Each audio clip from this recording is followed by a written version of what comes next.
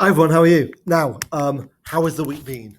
It's been a great one. Oh, what a week! But I didn't expect it to be good. I was actually quite worried about this week because you think at the age of 40, you don't feel peer pressure anymore. You're beyond that. You're better than that. So if Mrs. Prosser had spoken to me and said, "Look, do you want to dress up as World Book Day?" I'd have said, "No, I don't actually. I really don't want to because I hate dressing up." But she didn't even give me that chance. She just said to the year sevens, "What would you like Mr. Thompson to dress up as on World Book Day?"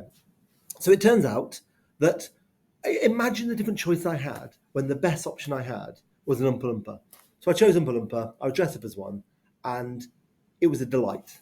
I feel like it's opened a new world to me of how fun it is to do things like that. Because what was great? Why was it good? What's the point of doing World Book Day?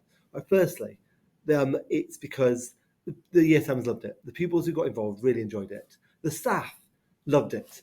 And I'm a guy who only really cares. I want the learning to be good in school. So I took great joy in watching Gandalf teach a really, really good lesson of English, even though she looked ridiculous. Mr. P, his outfit was. There's not much you can say about it really, but the pupils enjoyed it. I loved Mr. Ware with his Mr. Twits outfit that was based 90% on his own beard. What a great idea! So what I liked was it didn't affect the learning. But then more importantly, why is World Book Day important? 'Cause I don't think it's important to do have own closed days. But why do I like World Book Day? It's because I want pupils to have a passion for reading. Like I need them to. Because I've said this before and I'll say it again, right? I had a reading age of 6 when I was 11, properly dyslexic. I find it really hard, really, really hard to do phonics. I didn't understand phonics, and I still don't. But what helped me was my mum was obsessed with the idea of saying, "Right, you're going to read a book every week," and I did. And she gave me, we'd go out and we'd go to the shops and buy the book. Well, I think we went to a library, I can't remember. And then we'd go and get sweets. And every week I'd do it again and again and again. And it's meant that I've gone on to actually be, I'm all right at reading now. But more importantly, like I love reading. I absolutely have a massive passion for reading. And I think it's one of the only things in terms of mental health that really makes you feel like all your worries go away because you can just think about the book. Um, but what I'd say is it's much harder now for pupils because you've got your phone, you've got your Twitter, you've got TikTok, or whatever it is. You've got everything that's going to be there. So it's really hard to want to sit down and read your book when your phone's there. I find it almost impossible to not get drawn back to my phone.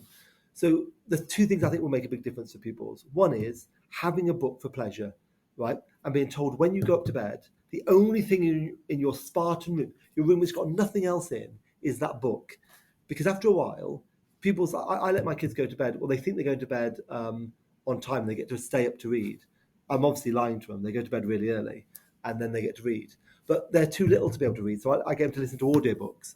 So I think audiobooks are another great option. Just anything that gets you the pattern of reading, and you'll still make mistakes. Like, well, I tell you what, it's made me better at spelling as well. Because I was in a English lesson the other day, and there was 30 questions of spellings for year 10. I thought I've got this.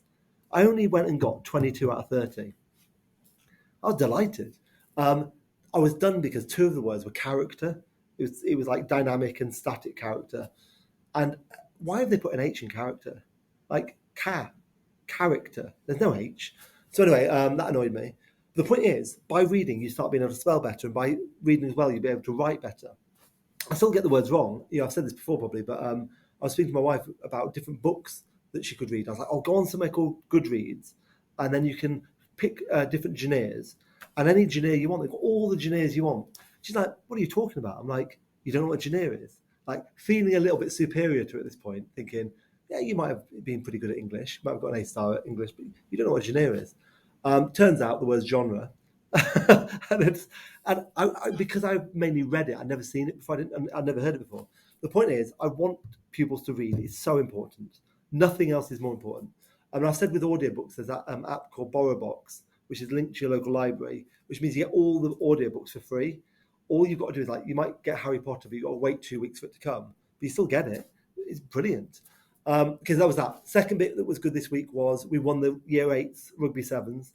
I went and watched the year sevens one in the most atrocious weather ever, and they still did pretty well. But for the year eights to win it, the journey they've gone on, and I know Mr. Manley was incredibly proud of how well they did. What else was good? The year 12s and 11s went to the European. I'll say that again. The European Youth Parliament.